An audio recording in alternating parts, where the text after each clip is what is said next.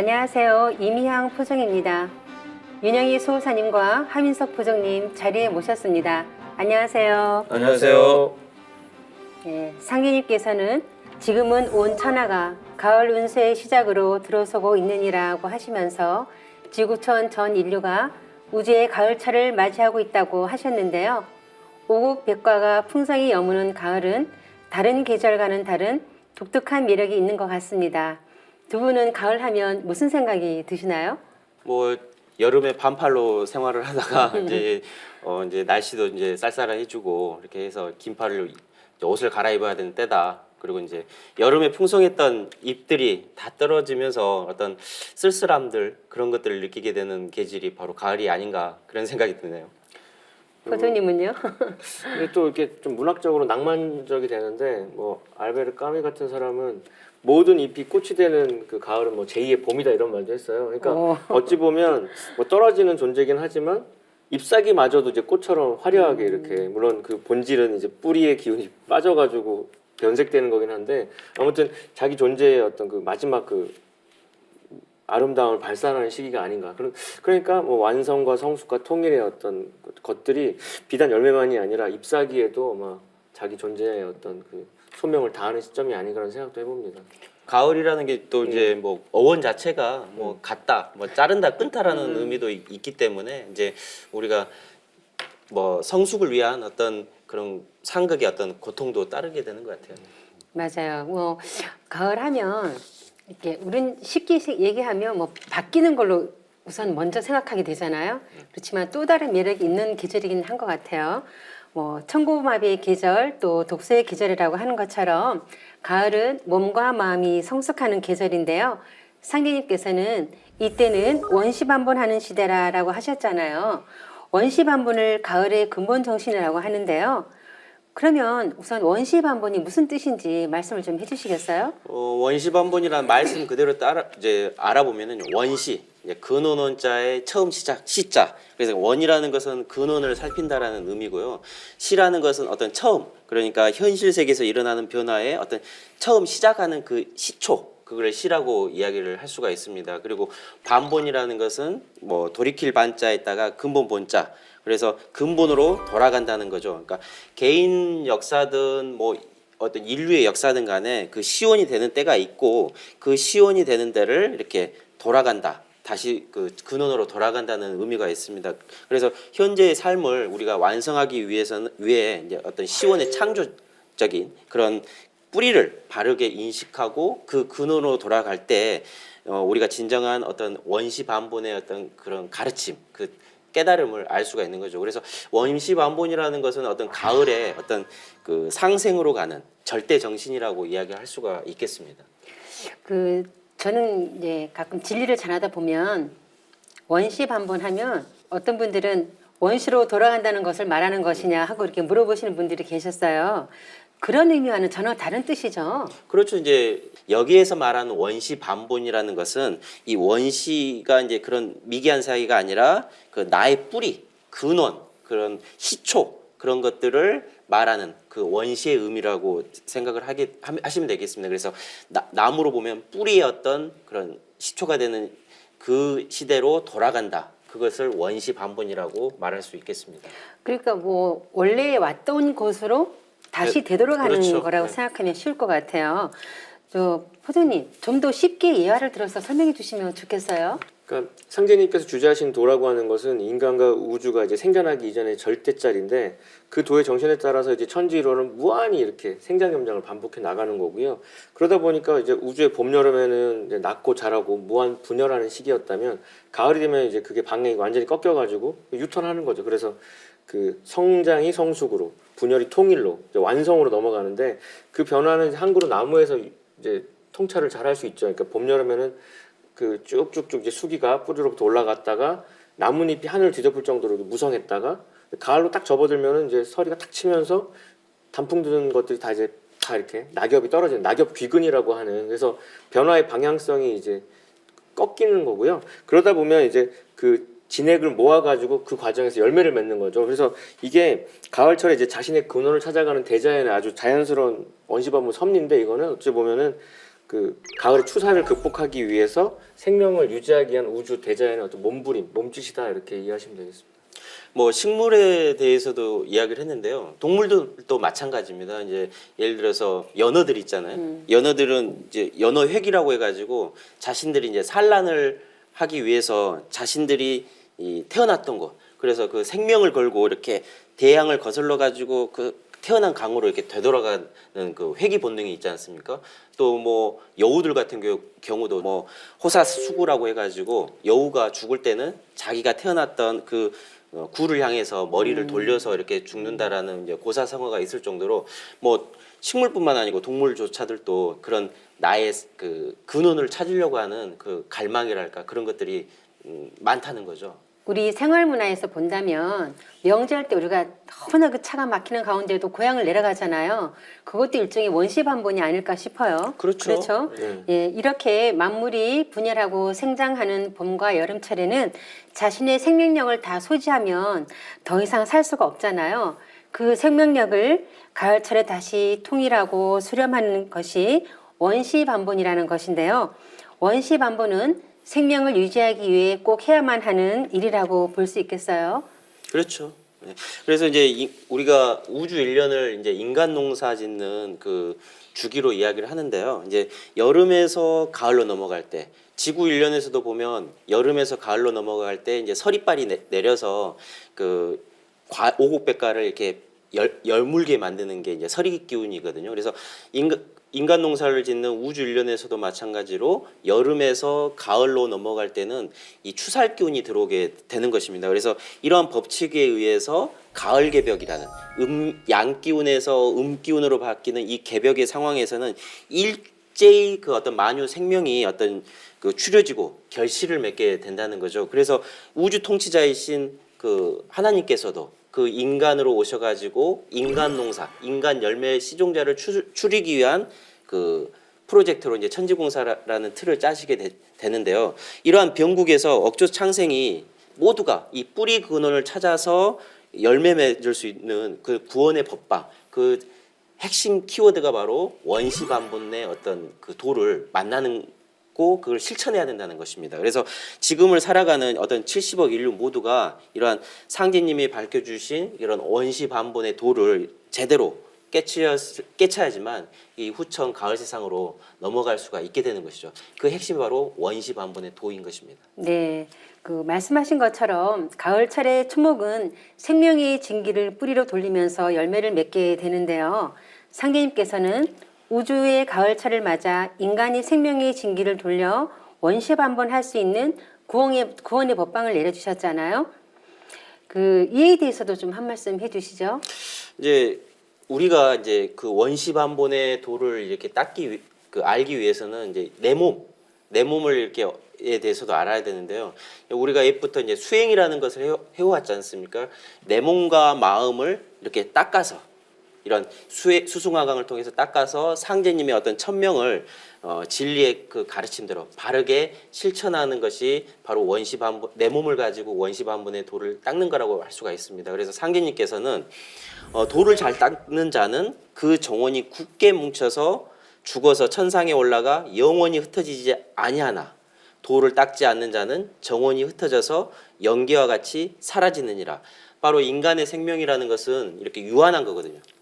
그런데 이제 상제님은 죽어서 이런 육체적인 죽음이 완전한 죽음인 것이 아니라 죽은 그 영혼이 완전히 소멸이 되었을 때 그게 인간의 어떤 완전한 죽음이라는 것을 밝혀주셨죠. 그래서 인간이 살다가 이렇게 육체가 죽는다는 것은 이런 매미가 허물을 벗어서 벗듯이 잠시 육신의 몸으로 살다가 이 영혼이 분리되어 나가는 것을 죽음이라고 이렇게 할 수가 있습니다. 그래서 우리가 죽음을 바로 이제 돌아가셨다라고 하잖아요. 어디론가 왔던 곳을 되돌아가신 거죠. 그런 윤회와 환생을 하시게 되는 것인데 이제 그러나 이제 우리가 살고 있는 이때는 가을철을 맞이해서 인간과 실명이 열매를 맺어야 되는 때라는 거죠.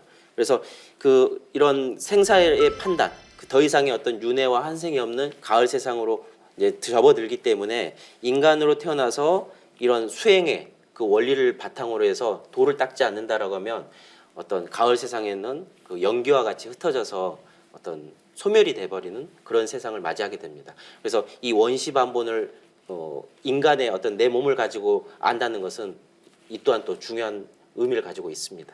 그래서 뭐 인간은 정말 이제 수행하는 존재인 거고 닦아야만이 이제 본질을 찾게 되는 건데 뭐 세상에 방법 많지 않습니까? 불가에서 참선하고 뭐 명상이라고 여러 프로그램도 많고 뭐 요즘에 요가도 하고 근데 왜 하필 그 우리 도문에서 하는 이제 태울주 수행을 해야 하느냐 그거 저도 스스로한테 많이 던져보고 세상 사람들한테 많이 받는 질문인데 사실 그 수행 문화의 근본이라고 하는 것 자체가 그 소리 수행이거든요.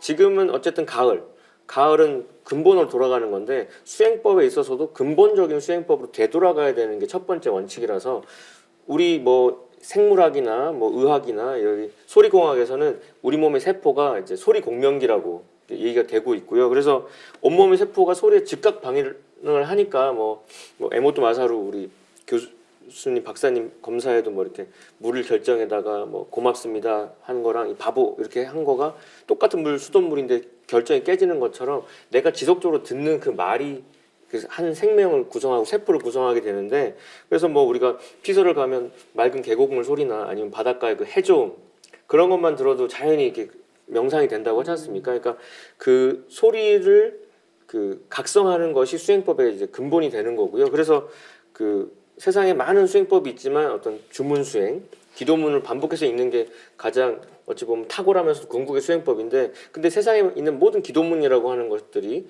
주문이라고 하는 것들이 도통한 성자들이 이렇게 받아내린 거고 만들어낸 거거든요. 그래서 깨달음을 얻는 성인들이 그 도통의 경지에서 천지 생명의 본성을 이렇게 체험하고서 대우주 생명의 바다에 딱 들어가서 거기서 들려오는 정보를 딱 우리 범인들이 이해하기 쉽도록 근데 뭐 심오하게 압축을 해놓은 압축 파일인데 그걸 반복해서 읽음으로써 파일이 풀려나가고 우리의 어떤 고뇌와 이런 의문점들도 풀려나가는 건데 그럼 또 왜 하필 태울주냐는 건데요. 그 상제님께서 내려주신 주문은 이제 상제님의 도통경지에서 이렇게 그 신권과 도권이 있는 건데 그 중에서 특히 태울주의 어떤 주신이 되는 태울천 사원고님은 우리 온 우주의 그 자궁에 해당하는 그러니까 결국 근본으로 돌아가야 되는데 수행법의 근본은 소리 수행이고 그 많은 주문들 중에서도 태울천이 가장 궁극의 하늘이기 때문에 그 태울주를 읽는다는 것이 자연과 생명의 근원을 찾는 거고 그 윤료라는 거고 신의 소리고 상제님의 노래라고 하는 거고 그래서 이번에는 누구나 태울주의 조화 생명을 얻어야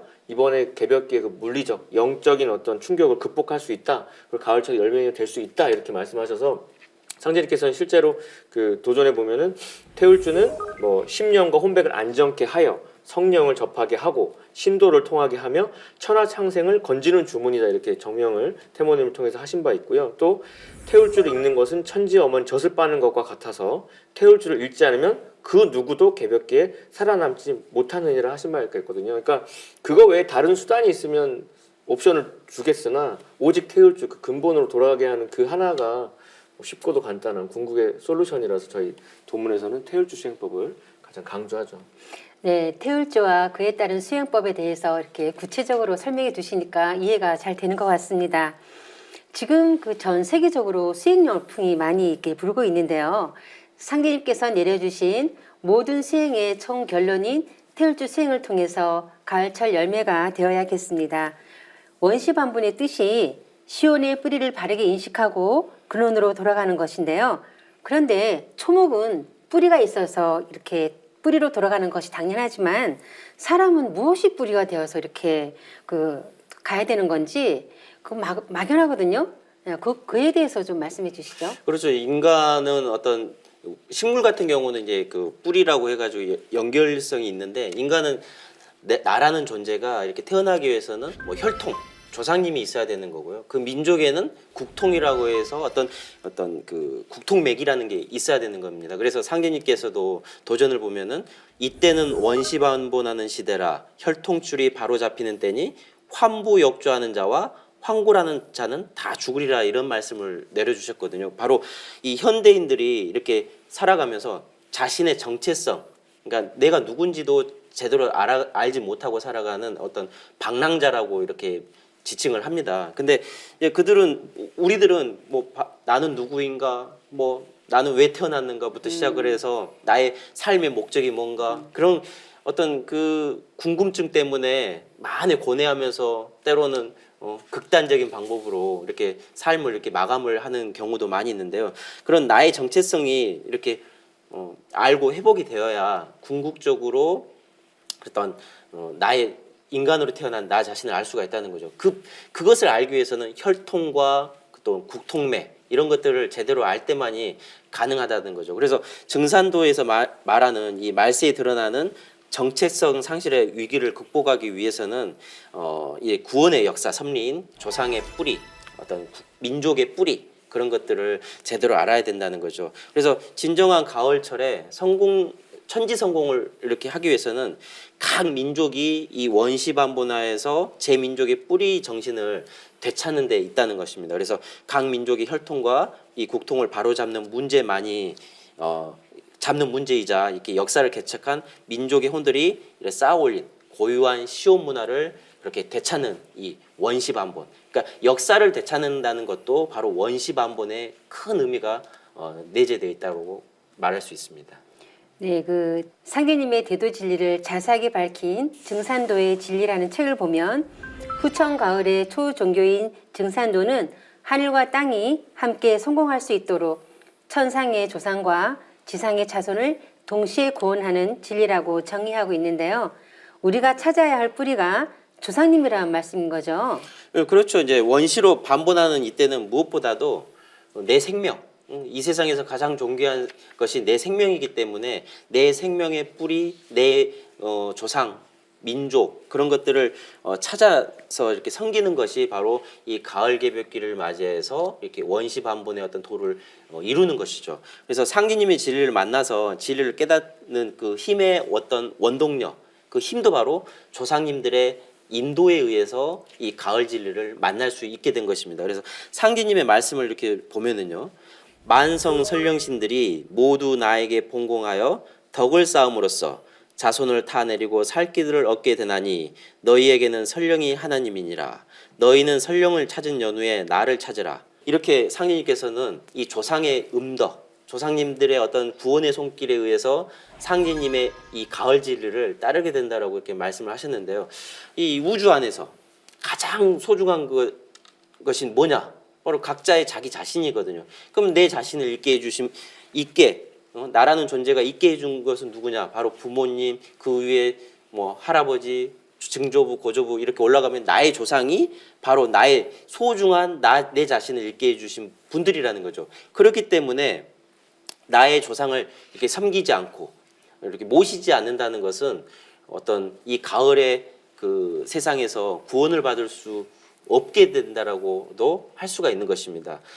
그런 이 우리 증산도의 태상 종도사님께서도 이와 관련된 말씀을 하신 게 있는데요.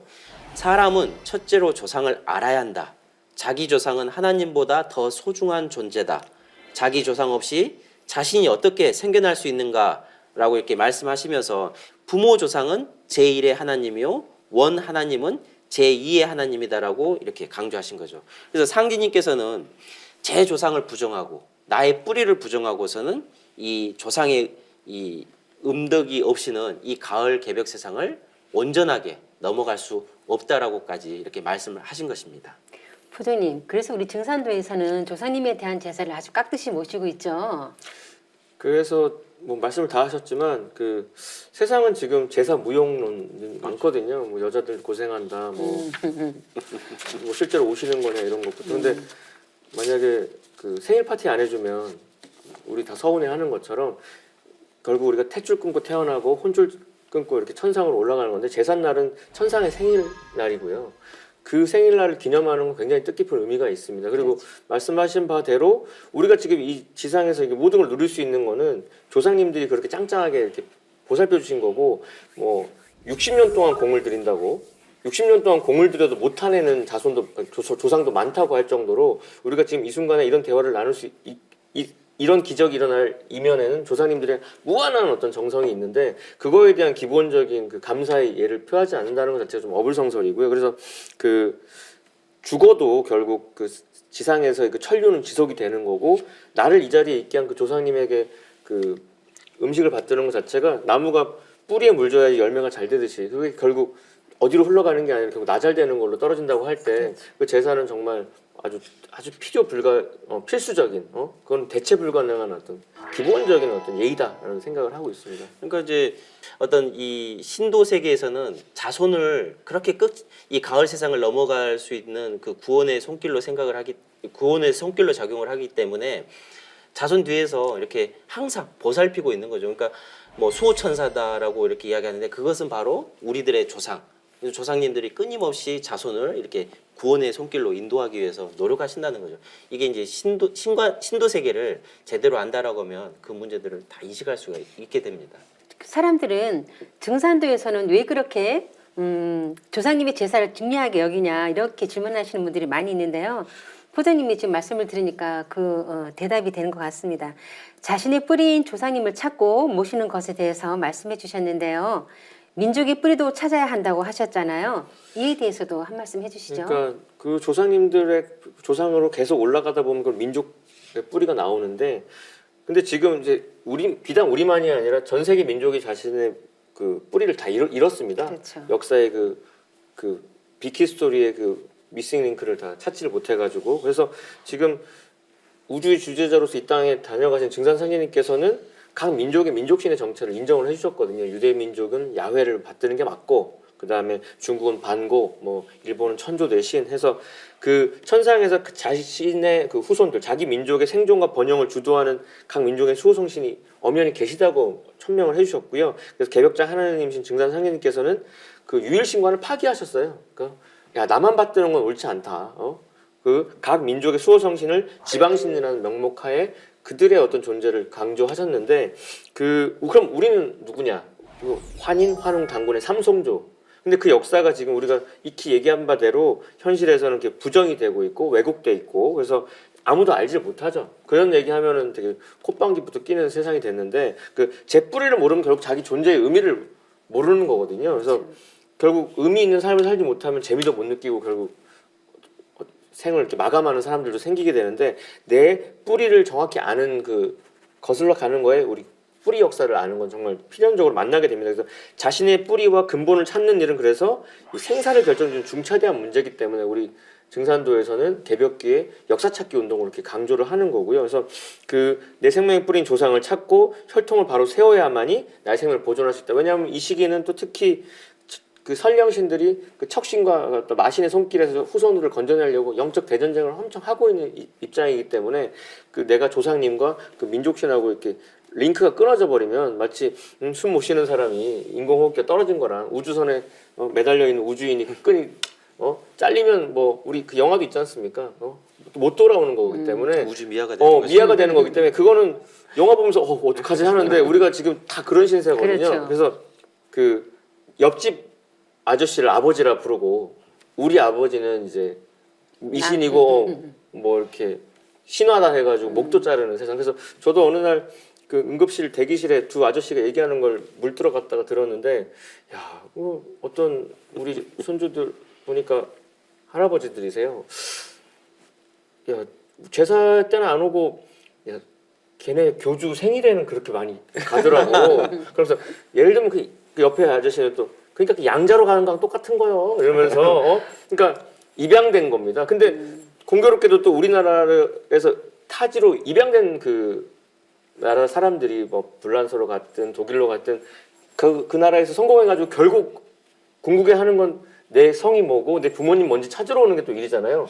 인간의 그건 본능이고 본성이 아닌가. 그래서 그 국통을 찾는 거는 상제님이 엄청나게 강조를 하시고요. 그거를 하지 않는 거는 큰 대죄라고 말씀하십니다. 그게 언급했던 환부역조의 대죄인데, 그래서 우리가 역사 찾는 건 하나님 믿는 거 이상의 어떤 절대적인 어떤 미션을 갖고 있는 거고, 지금 일어나고 있는 이런 전쟁이라고 하는 것도 알고 보면은 민족 간의 투쟁 대립도 지방신과 지운이 통일되지 못해서 그랬다라고 했기 때문에, 그걸 바로 알고 서로 바로 잡힐 때만이 각 민족이 자기의 혈통적으로 바로 잡을 때만이 그런 전쟁도 종결된다. 평화와도 직결된 문제라는 겁니다. 그래서 상제님 말씀 보면은 예로부터 각 지방에 나뉘어 살고 있는 모든 족속들의 분란 쟁투는 각 지방신과 지운이 서로 통일되지 못한 까닭이다. 이제 각 지방신과 지운을 통일케 함이 인류 화평의 원동력이 된다 하셨거든요. 그러니까 세계 각 민족이 원시반본이 되는 날, 자기의 뿌리를 찾는 날, 민족의 정통성과 주체성이 회복되는 날에 진정한 대동사회가 이루어진다. 그래서 국통명을 찾는 건 비단 우리가 잘났다는 걸 찾는 게 아니라 각 민족이 자기 뿌리 찾아가지고 서로가 정말 한 형제라는 걸 깨닫는 거죠. 왼발이 오른발 밟는다고 오른발이 왼발을 안 밟는 건데고 그걸 모르니까 서로 아득바득 하는 거니까요. 그러니까 이제 아까 이야기했듯이 그 해외로 입양한 애들이 다시 자기의 성실을 찾으려고 뿌리를 찾기 위해서 그 결국 자신의 정체성을 찾기 위해서 오는 거거든요. 그렇죠. 근데 이제 궁극으로 또 이제 역사 왜곡으로 가긴 하지만 그 역사 왜곡으로 인해서 우리의 뿌리를 다 단절을 시켜놨기 때문에 지금의 어떤 이 시대를 살아가는 우리 대한민국 현대인들이 자신의 정체성을 모르고 있다는 거죠. 그래서 자기 조상이 제사를 지는 게 미신을 모시는 거라고 이야기하는 정도로 이렇게 어떤 그런 정체성의 문제와 역사 왜곡과도 이렇게 밀접한 관계가 있는 것 같습니다. 네, 우리가 뭐 한 가정에서만 보더라도 우리 집안의 뿌리, 뭐 족보가 있느냐 없느냐, 내가 얼마큼 알고 있느냐도 굉장히 차이가 나잖아요. 그런 것처럼 우리 민족도 그 뿌리 역사를 상실해 버리다 보니까 정신적인 미화가 된 것 같은 느낌이 들어요. 그렇죠. 요즘 근래에 와서는 더욱더 그런 걸 많이 실감하는데요. 우리나라의 그 시온 역사와 국통맥을 설명하면서 환단고기를 이렇게 소개하다 보면 간혹 왜 증산도에서 역사를 바로잡는 일을 하느냐고 반문하는 분들이 계시거든요.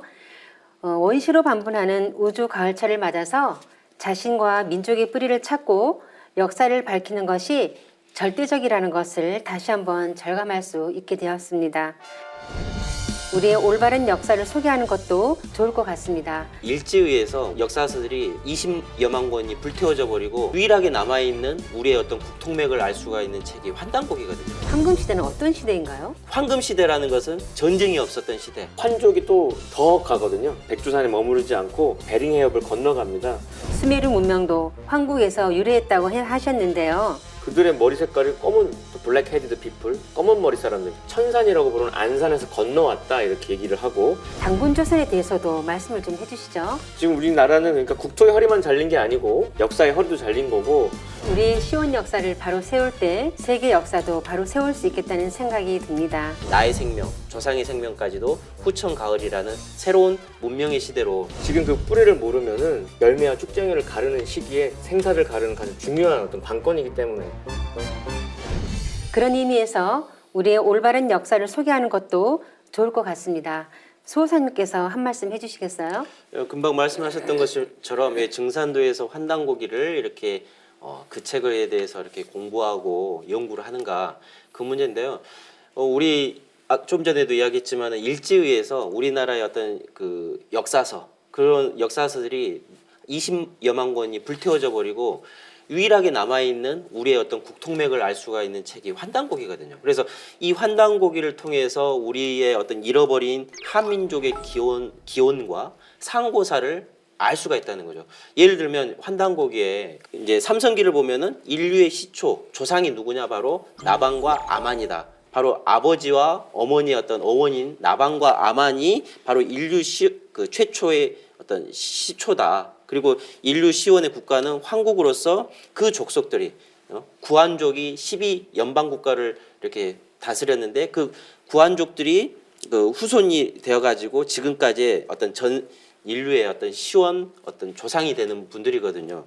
그 인류 발상에 대한 해답을 명쾌한 진리로서 이렇게 내려줄 수 있는 것이 또 그런 민족이 바로 지구상에는 우리 한민족밖에 없다는 거죠. 그것이 환단고기에 나와 있다라는 것입니다. 그래서 우리는 세계 각 민족의 어떤 인류 시온 국가인 이 황국에서 뻗어나갔다는 이 놀라운 사실을 한민족의 어떤 창세 역사를 통해서 이렇게 확인할 수가 있고요.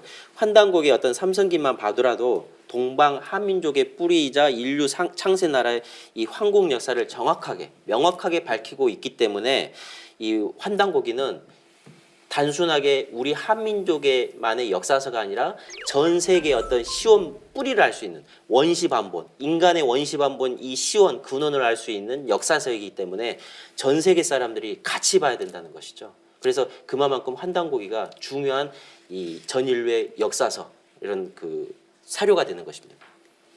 그래서 아까 삼성기 말씀하셨는데 딱 그 삼성기를 펼치자마자 나오는 문장이 오환건국이 최고라 해서 우리 환족의 나라 세움이 가장 오래되었다 했는데 거기서 보면 가장 이제 환단고기 그 어마어마한 이야기에 한 글자로 압축하면 나오는 거, 환. 우리 인간 모두가 환이라는 거죠. 그 위대한 선언이 이제 그 환단곡이 나오는데, 그러니까 과거를 살다 갔든 현재를 살든 간에 그리고 앞으로 미래의 모든 인간들은 모두가 우주 광명 그 자체다 이겁니다. 그 일체의 어둠을 물리칠 수 있는 그 비전이 거기에 들어 있는 거죠. 그래서 삼신의 후예인 환족이 이제 신을 섬기고 신의 뜻을 따라서 이렇게 나라를 다스렸던 게 환국이었고, 말씀하신 대로 구환족이 12연방으로 나뉘어가지고 자그마치 3,301년 동안 이렇게 아주 극치의 영성을 가지고 이렇게 다스렸었던, 그래서 그 뭐 일대 뭐 초대 안팎연부터 지휘리까지 그분들이 가르쳤던 가르침이라는 게 삼신의 뜻을 받들어서 이렇게 자신의 그 뿌리를 항상 이렇게 돌아보면서, 그래서 아침에는 해를 경배하고 해돋이 문화였고, 저녁에는 이제 달을 경배하면서 하늘 광명을 내 마음과 영과 몸속에 이제 받들려고 했던 거고요. 그래서 뭐 서양에서 또 큰 명절로 삼는 게 이제 뭐 성탄절, 크리스마스인데, 그때가 동지지 않습니까? 해가 그렇죠. 광명이 시작되는 그 시점, 그리고 그때 하는 또 문화가 크리스마스 트리잖아요. 그래서 제 딸도 뭐 미술학원에서 분장을 뭐 크리스마스 트리로 하네, 루돌프로 하네 하는데, 그러니까 왜 그런 문화가 전 세계적으로 그 시기가 되면 그 하냐면, 그게 신단수 문화가 그렇게 이렇게 퍼진 네. 거란 말이죠. 우주목이라고 해서, 그래서 그러니까 그 하늘의 신성과 광명을 이렇게 받아내리려고 하는 일종의 안테나 같은, 그래서 일본도 건너가면 내내 그 신단수 문화잖아요. 그렇죠. 뭐 그래서 뭐 그 뭐 구마노 히모록이라고 해가지고 그게 다 천일창이라고 하는 우리 삼신단을 수호하는 관절 가진 화랑이 우리가 이제 전수했던 문화. 그러니까 결국 지금까지도 매년 연말 연시에 누리는 그 문화 자체가 우주광명 환, 그 문화가 지금도 그 타이틀만 떨어져 나갔을 뿐이지 일상 속에서 아주 축제로 이렇게 누리고 있었다는 거. 근데 저는 이제 이런 생각을 좀 해보거든요. 이게 왜 세상 사람, 그 전 세계 사람들이 이런 시원의 뿌리 그런 걸 잘 알지 못할까?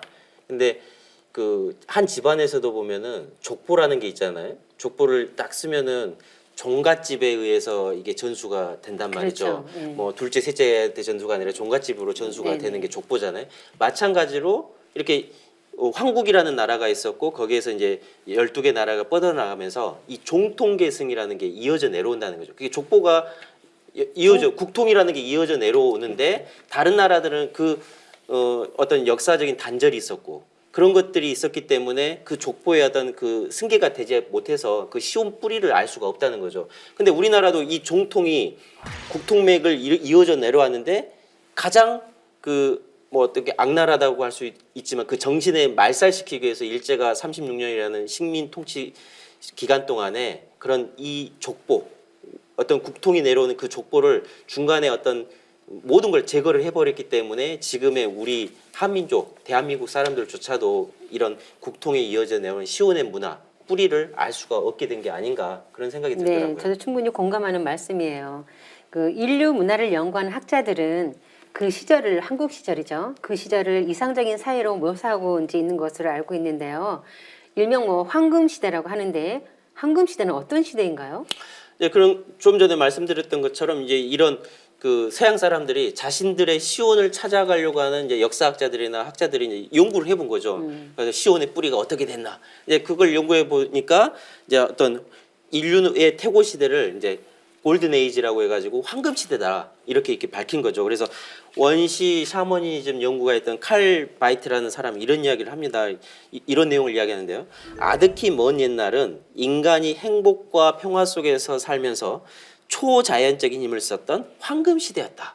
이렇게 이야기를 하거든요. 또 태고 시대 사람들은 별 어려움 없이 신과 소통할 수 있었고 죽음을 모르고 질병과 고통이 없는 자유로운 경제에 살았다. 이런 이야기를 하거든요. 그러니까 황금 시대라는 것은 전쟁이 없었던 시대, 또 질병이랄지 어떤 죽음의 어떤 초월한 왜 인간과 신이 소통을 하고 있었기 때문에 그런 우리가 지금의 어떤 그 걱정하는 그런 고민거리들이 그런 것들이 없이 어떤 자연과 하나가 된 그런 시대를 이제 황금 시대라고 할 수가 있죠. 또 스티브 테일러라고 하는 사람이 이제 자아폭발이라는 책에서는 이런 이야기를 합니다. 6,000년 이전에, 그러니까 황금 시대를 말하는 거죠. 지금으로부터 6,000년 이전의 유물에는 전쟁이나 무기와 관련된 것이 발견되지 않음을 지적하면서 이제 이때는 아직 인간의 자의식이 나타나지 않았고 억압과 고통이 없는, 그래서 인간과 인간 또 인간과 자연, 인간과 우주가 이렇게 합일된 삶을 살았던 그런 시대를 바로 이제 황금 시대라고 하는 거죠. 그런데 이제 6,000년 지금으로부터 6,000년 정도 되는 그 시기에 이제 뭐 어떤 삶의 변화가 일어나게 되는 거죠.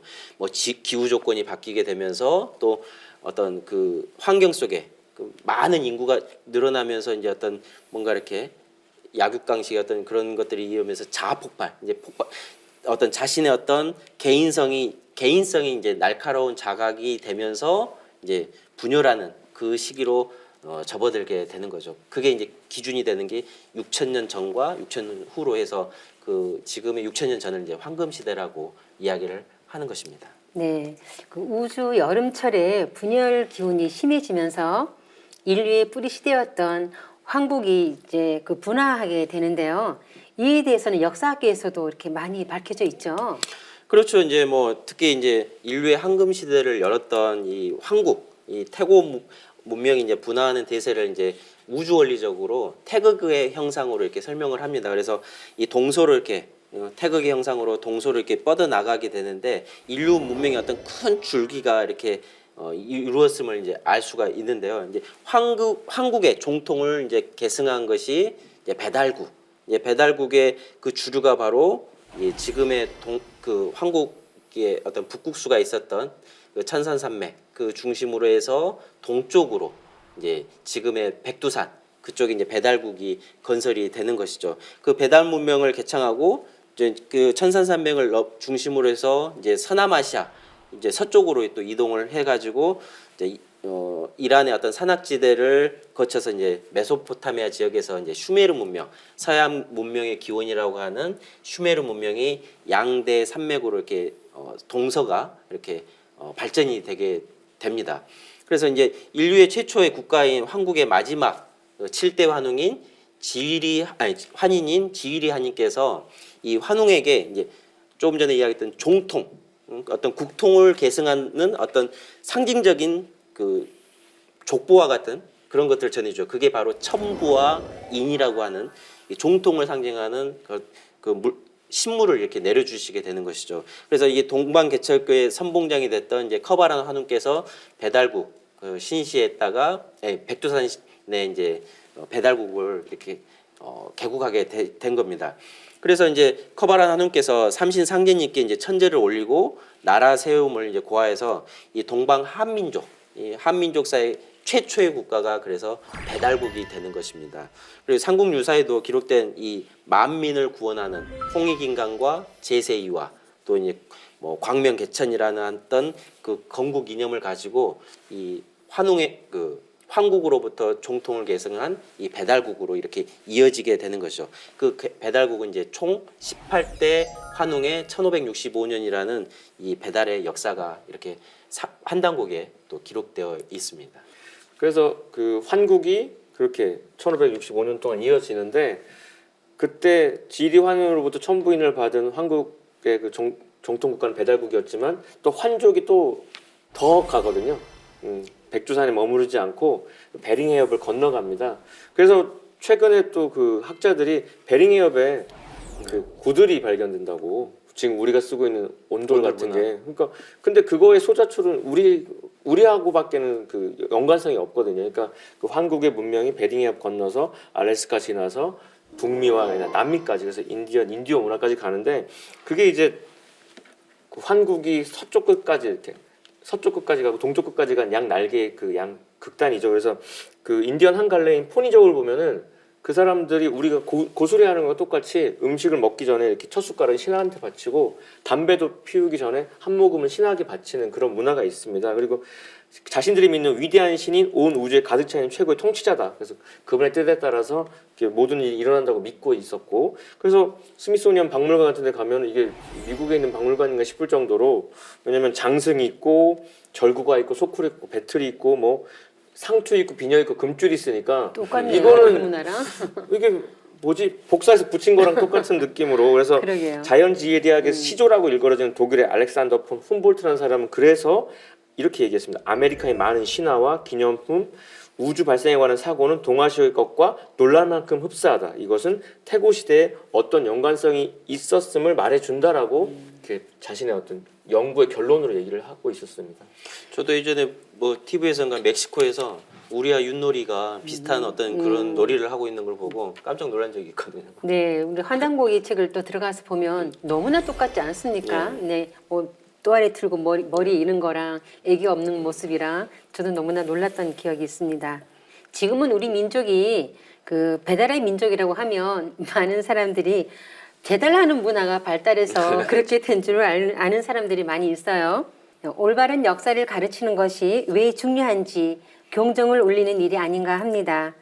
서양 문명의 뿌리라고 하는 수메르 문명도 황국에서 유래했다고 하셨는데요. 이에 대해서도 한 말씀 해주시겠어요? 그래서 이제 그 수메르 문명이라고 하는 건 지금의 이제 이라크 남부 지역에서 이제 정착해서 개척이 됐습니다.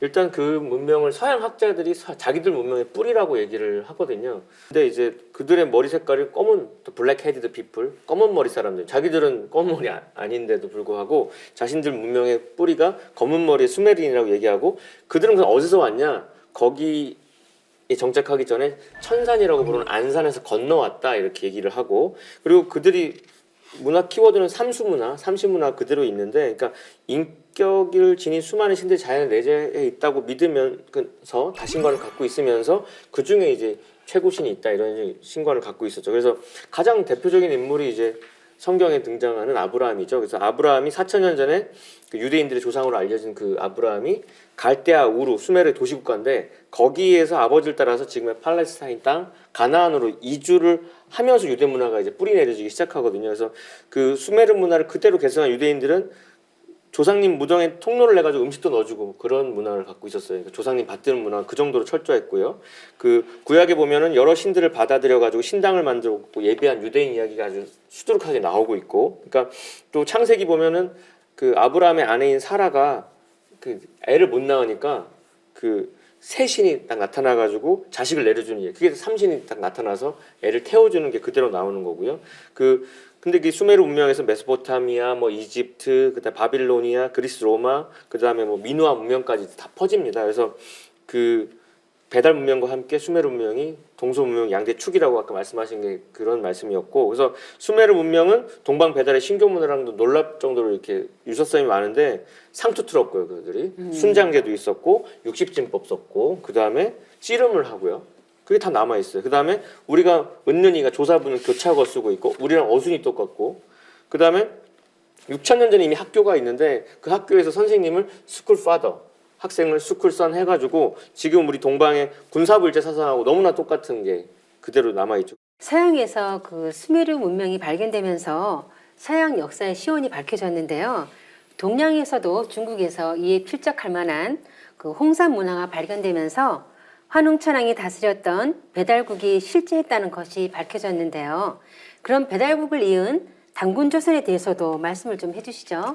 이제 배달국은 이제 마지막 이제 1500여 년 정도 지났을 때 이제 마지막 황제였던 환웅이었던 거불단 환웅께서 이제 세상을 떠나자 이제 단군왕검께서 이제 배달의 동이종일 통일하고 이제 조선 아침해가 가장 먼저 뜨는 그 땅이다라고 해가 조선이라는 이제 국호를 이제 세우게 되신 거죠. 그래서 단군은 이 삼신상제님께 천제를 올리고, 그러니까 우리가 개천절 하면은 뭐 단군왕검께서 나라를 개국한 날로 알고 있는데요. 원래는 이 배달국의 그 첫 번째 그 배달국 그 개국했던 날이 바로 우리가 알고 있는 음력 10월 3일 개천절입니다. 근데 이제 양력으로 알고 있는데 원래 10월 3일 개천절이고요. 똑같이 이 단군왕검께서 조선을 개국한 날도 음력 10월 3일로 이렇게 날짜가 같죠. 근데 이제 그 단군왕검께서 이 천제를 상기님께 천제를 지내고 이제 송화강 그 유역, 그러니까 지금의 하얼빈인데요. 송화강 일대가 거기에 이제 아침의 태양이 빛이 비치는 땅이다라고 해가지고 아사달에 이 도읍을 정하게 되십니다. 그래서 규원사나 뭐 단군세기 등에 이렇게 보면은 단군은 뭐 지금의 대통령이라고 하는 칭호가 최고의 권력자인 것처럼 이 단군이라는 호칭이 바로 그 당대 최고였던 그 통치자를 일컫는 칭호였다는 거죠. 그래서 환단고기에 실려 있는 이 단군세기를 쭉 보면 거기에 이제 47분의 단군께서 나라를 이렇게 통치했던 그런 이렇게 시대의 어떤 그런 인물들 그 이름과 얼마나 통치했는지가 이렇게 단군세기에 정확하게 명시가 돼 있죠. 그래서 지금으로부터 BC 2333년에 이제 조선을 세운 단군 성조부터 마지막 이제 47대 고열가 단군까지의 어떤 영년 그 시대를 보면 2096년이나 이렇게 되는 것이죠. 그래서 그냥 역사 왜곡에 의해서 환인, 환웅, 단군이 뭐 3대에 걸친 역사로 알고 있지만 그것이 아니라 환인과 7분의 환인과 18분의 환웅, 47분의 단군이 통치했던 그런 황금의 시대가 있었다는 것을 이렇게 알아야 되는 거죠. 네, 지금 말씀하신 것처럼 이렇게 명백하게 우리 삼성조 역사가 살아 있음에도 불구하고 중화사관과 일제 식민사관의 영향으로 우리의 뿌리 역사를 부정하고 있지 않습니까? 정말 참으로 통탄할 일인데요. 이에 대해서도 한 말씀 부탁드려요. 그래서 뭐 우리 말 중에 음수사원이란 말이 있습니다. 물을 마시면서 그 근원을 생각한다고. 그러니까 무슨 일을 하든 항상 그 근본을 잃지 말라는 뜻이죠. 그래서 우리가 지금 이렇게 얘기 나눌 수 있는 것도 그 근거는 뭐냐면 단군이 계시기 때문에 단군 성조가. 그러니까 그걸 입증을 하라고 막 하잖아요. 근데 우리가 증거예요.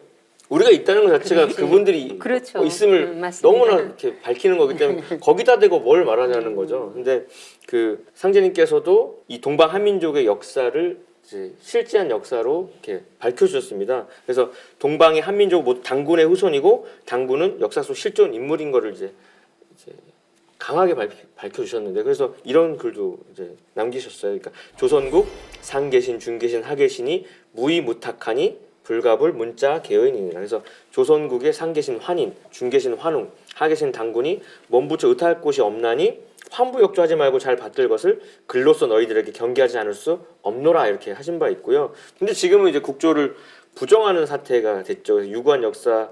근데 그런 일이 이 유구한 역사에서 처음 있는 일입니다. 우리가 우리 역사를 자른다는 일이 일제 강점기가 그렇게 우리한테 남긴 아직도 남아 있는 바이러스인데 지금 우리나라는 그러니까 국토의 허리만 잘린 게 아니고 역사의 허리도 잘린 거고 그럼 그 공포 영화를 생각해 보시면 됩니다. 다리만 왔다 갔다 하는 거죠. 머리랑 몸통이 없어요.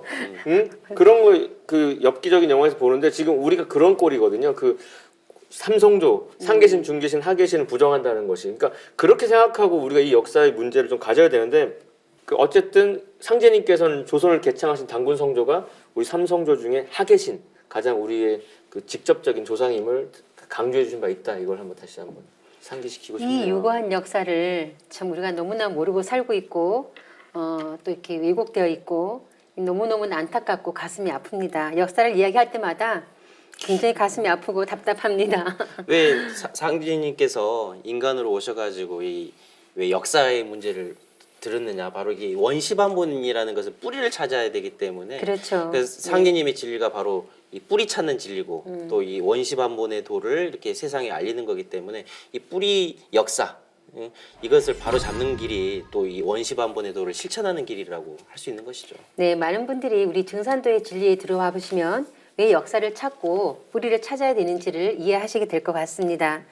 전 국민은 물론이고 나아가 전 세계가 한민족의 역사뿐만이 아니라 지구촌 인류의 시온 역사의 뿌리를 깨닫기를 바랍니다. 근데 오늘 주제가 원시반본인데 역사 쪽으로 가는 것 같은데요.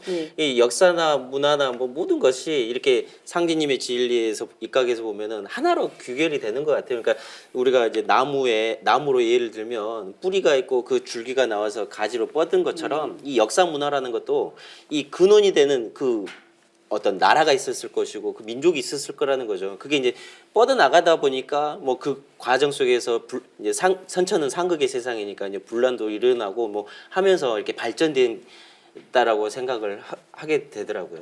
네, 뭐 원시반본이라는 것은 뭐 쉽게 말씀드리면 우리가 그 뿌리를 찾아서 나의 정체성과 나의 온전함을 찾는 것이 아닌가 싶어요. 쉽게 말씀드리면 모든 민족이 황국과 배달에서 뻗어나간 한 형제라는 것을 안다면 전 세계가 갈등을 멈추고 한 가족이 될 수 있겠다는 생각이 듭니다. 북방 민족은 공통적으로 자신들을 하늘의 자손이라 일컬으면서 삼신 상제님을 숭배했다고 하셨는데요. 이런 전통은 어디에서 온 것인가요? 그러니까 이제 한민족이 오랜 세월 동안 이제 그 생활 속에서 이제 가장 소중하고 숭고하게 받들어온 것이 이제 하늘과 땅, 천지와 인간의 본성인 어떤 대광명이었던 거죠. 그래서 이제 그것을 그 하늘과 땅의 인간의 그 대광명을 이제 한이라고 이야기를 하는데요. 야, 환이라는 것은 하늘의 광명을 이야기를 하는 거죠. 그래서 인류사의 뿌리 나라인 최초의 이제 연방 국가이긴 하지만 그 황국이 바로 이 하늘의 광명을 열어서 시온 문명을 개창한 것이고요. 그 하늘의 밝은 광명이 처음 이제 비친 곳이 땅이죠. 그래서 동방 밝은 땅이라고 해가지고 배달. 그래서 우리 민족을 이제 배달의 민족이라고 하는데요. 이 배달은 한민족의 역사적인 어떤 그첫 번째 나라가 바로 배달국이 되는 것입니다. 그 배달이 뜻하는 이 땅의 광명을 이제 단이라고 하는 것이고, 이 우주 광명 의식을 열어서 인류 사회 시온 문명을 개창한 이 천지 환단의 시대 황금 시절이 바로 황국과 배달의 역사인 거죠. 이제 그런 하늘과 땅의 그 광명을 받아서 이제 펼쳐지는 이 한의 정신. 그게 바로 인간의 어떤 광명이 한인데요. 바로 대한민국이라는 국호 그 안에 있는 대한이라고 할 때 그 한이 바로 인광명의 그 한이라고 할 수가 있습니다. 그래서 이제 배달을 이제 계승한 다음 이제 조선이라고 하는 나라도 국호를 보면은 역시 아침에 밝은 땅이 아침에 해가 비치는 밝은 땅이다라고 하는 그런 국호를 가지고 있죠. 그러니까 뭐 우리가 예전에 이제 왜곡된 역사를 국통맥을 할 때도 역사와 국통맥을 할 때도 이런 우리의 국호를 전부 다 보면은 광명의 사상이 들어있다는 거죠. 그래서 어떤 삼신 상제님을 숭배하고 이렇게 어떤 촌손 민족으로서의 어떤 그런 문화를 이어온 것은 이런 하늘과 땅과 인간의 어떤 대광명의 그 정신 사상이 있었기 때문에 바로 우리가 그런 천자의 어떤 위격으로서의 그 민족과 그런 정신을 가지고 내려온 것입니다. 그래서 뭐 여러 가지 뭐 부여도 그렇고 다 이 국통에만을 보더라도 우리의 어떤 그 민족에 가지고 있는 고유의 정신이 바로 어떤 광명의 정신을 가지고 있었다는 걸 알 수가 있습니다.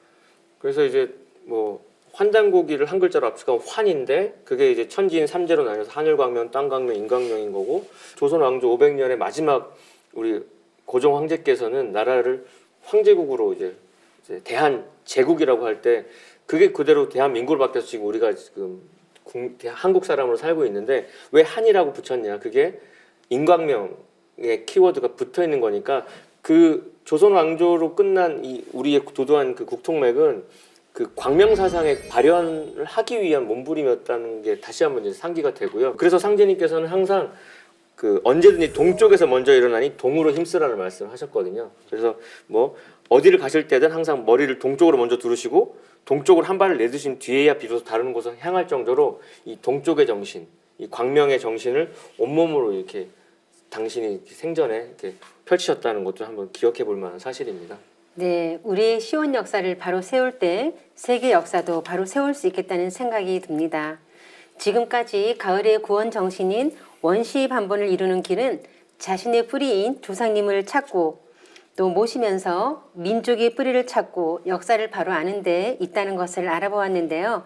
그러면 마지막으로 마무리 말씀 부탁드리겠습니다. 네, 원시반본을 이야기하다 보니까 이제 역사를 이야기하고 그 역사를 이야기하다 보니까 이제 우리 민족 동이족의 어떤 혈통으로 이제 이어온 분들이 이제 동방은 물론이고 서양 문명까지도 어떤 뿌리가 되는 그런 역사를 개척하신 그런 분들이었다는 것이죠. 그래서 우주의 주제자이신 이 상제님께서 이 인간으로 오셔서도 이 빛나는 이 동이족의 역사들, 이 동방의 역사들을 되살리기 위해서 한민족과 인류를 구원하는 이 후천 가을의 문명을 여는 그런 위대한 창조자의 어떤 원동력을 이 동방 한민족에게 심으신 거죠. 그래서 친히 인간으로 오실 때도 바로 서양이 아닌 이 동방, 우리 대한민국으로 오시게 된 또 이유 중에도 하나인 것이죠. 그래서 이 천지공사를 집행하신 그 내면에도 다 이렇게 원시반본의 도를 바탕으로 한다는 것이죠. 그래서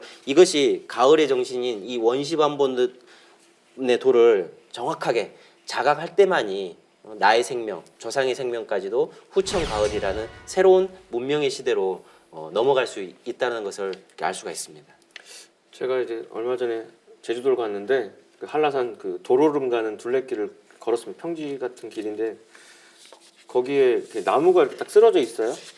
엄청 높은 세월이 오래된 나무인데 여지없이 그냥 딱 쓰러져 있는데요. 그 같이 가이드 하셨던 분이 설명하는 게 저렇게 큰 나무인데 너무 어이없이 딱 쓰러져 있거든요. 그래서 뿌리가 드러나서 봤는데 거기는 화산섬이어가지고 뿌리가 깊지 않습니다.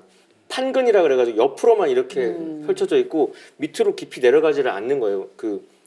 들어갈 수가 없다고 하더라고요. 그래서 서로 연결을 해가지고 버티는 거지 깊이 뿌리를 내려서 사는 게 아닌데 뭐 여름에마다 찾아오는 태풍에 그냥 그 우람한 나무가 바보같이 이렇게 쓰러져 있는 걸 보고 지금 왜 뿌리 찾는 게 중요하냐, 역사의 진실을 밝히는 게 왜 중요하냐면 지금 그 뿌리를 모르면은 그 생사 판단하는 시기에 그 열매와 쭉쟁이를 가르는 시기에 그게 생사를 가르는 가장 중요한 어떤 관건이기 때문에 네, 그런 얘기를 강조하는 게 아닌가 저는 생각을 합니다. 네, 우주의 가을철을 맞아 인류가 성숙한 열매를 맺는 길은 뿌리를 찾아 근본으로 돌아가는 원시 반본을 실천하는 데 있다는 것을 알 수 있었는데요. 다음 시간에는 인류가 이룩한 정신문화의 뿌리는 무엇인지 알아보는 시간을 갖겠습니다. 지금까지 시청해주신 시청자 여러분, 감사합니다.